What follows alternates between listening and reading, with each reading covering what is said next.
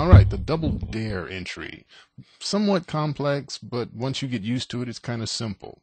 The setup that you're looking for are things that we look for in the QuickView, such as the transitional signal is one. Basically, overall, what we're looking for is some form of exhaustion, some form of consolidation, or some kind of resistance or support area that we've touched in the previous day.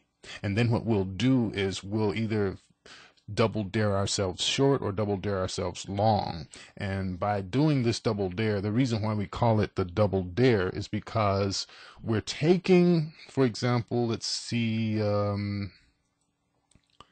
here would be double dare shorting on this day because we closed at 62.18. The high was 62.30. We're saying, based on some form of evaluation, we're saying, okay, there's a difference here of 12 pips.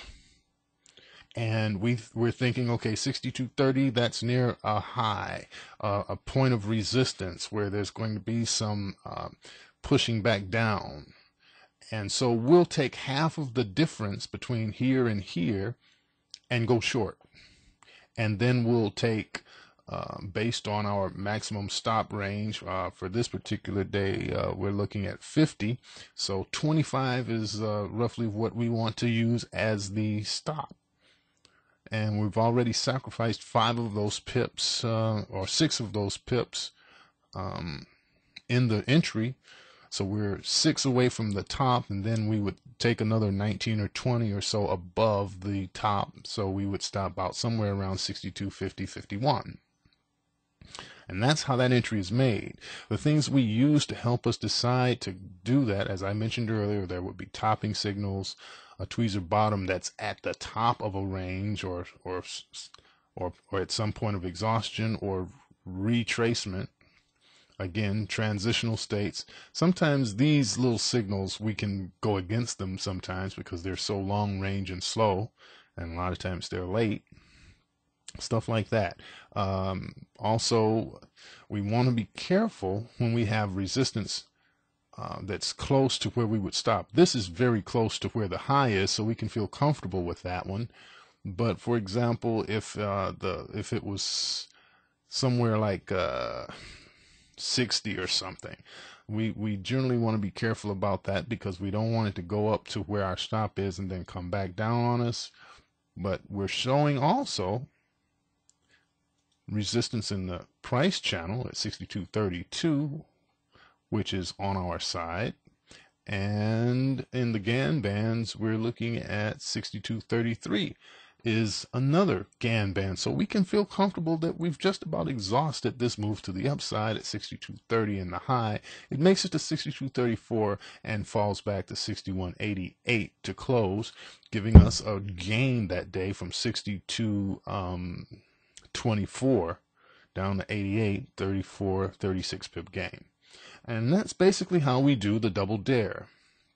If we were double daring long, which would be the opposite of this, let me see if I can find one.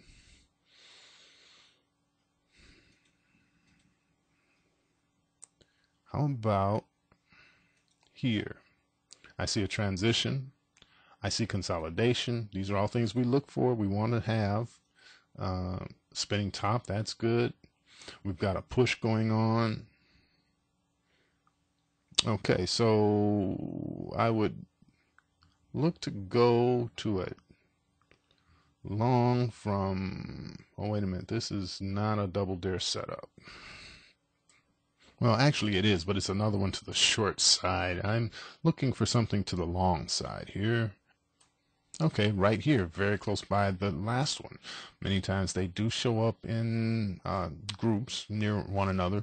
Here we see we do have exhaustion to the downside and it's squeezing. Reversal is in order, wanting to go back. The spinning top is there.